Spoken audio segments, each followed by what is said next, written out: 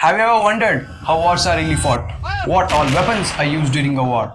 Not just bullets and bombs, but tanks roaring through the deserts, artilleries shaking the mountains, jets screaming across the skies, and warships cutting through the Indian Ocean. From soaring skies to the freezing Himalayan peaks to the deep blue waters, India fights in every terrain.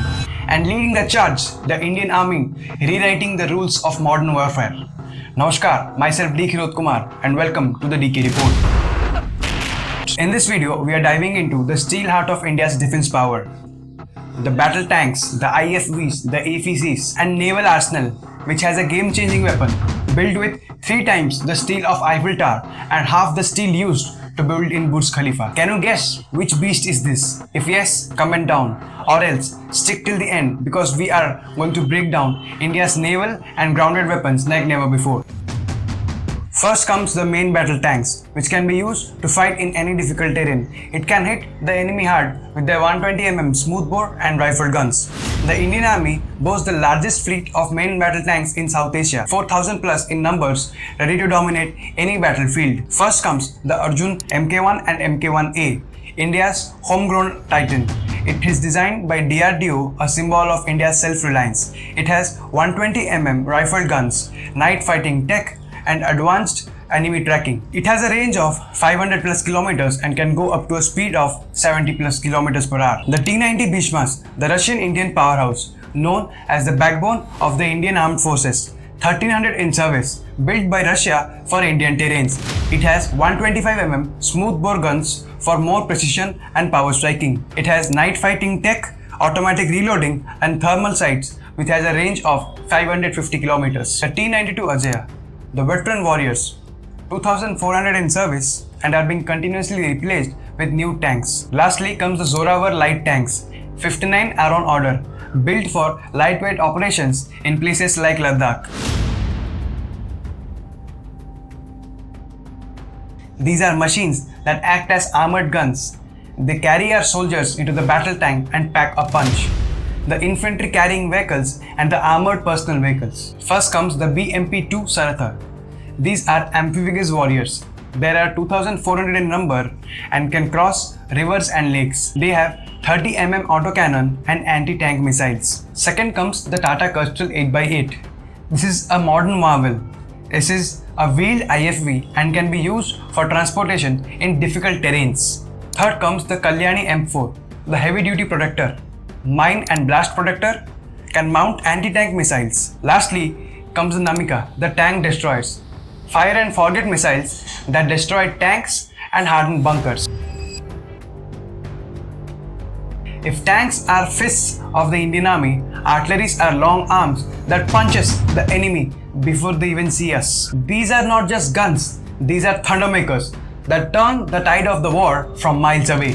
Artilleries are like calling an airstrike without the use of aircrafts. First comes the ATAGs, India's game changer, 155mm, 40 plus kilometers of range and fully automatic. Second comes the K9 Vajra T, the self-propellant beast, 40 kilometers of range, built with South Korea for desert warfare. Thirdly, the M77 ULH, the lightweight titan, especially designed for high altitude operations. It can be easily airlifted as well. The Dhanush and the Sharing, 155mm towered guns. Lastly comes the Pinaka MRBL, the Rapid Firestorm, a rocket launcher with a range of 75 kilometers, floods the battlefield in seconds.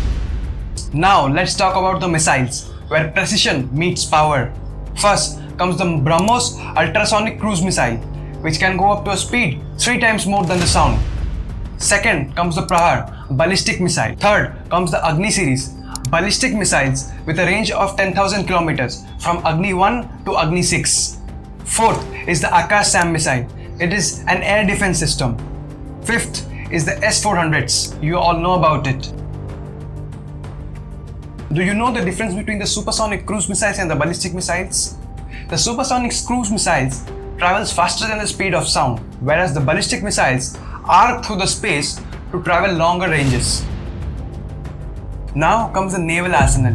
the blue water power. First comes the underwater beasts, the submarines, the Scorpion class, the stealthy killers, which is fully loaded with advanced missiles and has a range and endurance of 50 plus days. Second comes the Ariane class, which has nuclear power deterrence with a range of 7,500 kilometers. Second comes the destroyers. These are among the most advanced and the powerful surface combat fleets in the Indian Navy, serving as the sword arm of maritime forces. First comes the Visakhapatnam class, which is stealthy and advanced features. It has advanced missiles like the BrahMos and the Barak missiles and has a range of 7,400 kilometers with specialized sensors. Second is the Kolkata class and the Delhi class following it. Now comes the frigate of the Indian Navy, which are versatile multi-role warships that form a crucial part of India's blue water naval capabilities, with Shivalik being the India's first indigenous frigate with advanced stealth features, missiles like the BrahMos and the Barak missiles, and capable of multi-role missions. Others include the Nilgiri and the Talwar for multi-role missions. Now comes the weapon which I said I will reveal at the end of the video, the aircraft carrier, the INS Vikrant, which is built with a budget of 23,000 crores in India. It can carry up to 30 aircrafts and helicopters, a true beast of Indian Army. Last time when INS Vikrant went for a war, a new country Bangladesh was formed.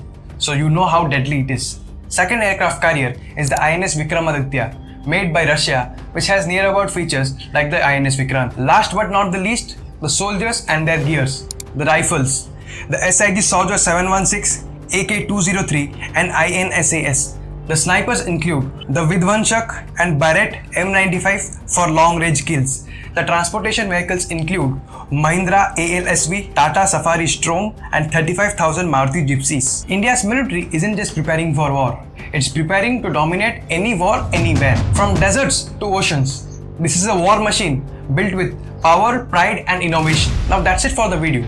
If you want to know about India's aerial arsenal and arms and ammunitions used during Operation Sindoor, you can check the video in the description. Do consider to like, share and subscribe and comment down what topics do you want to watch my next videos on. Have a nice day. That's it for the video. Thank you. Jai Hind.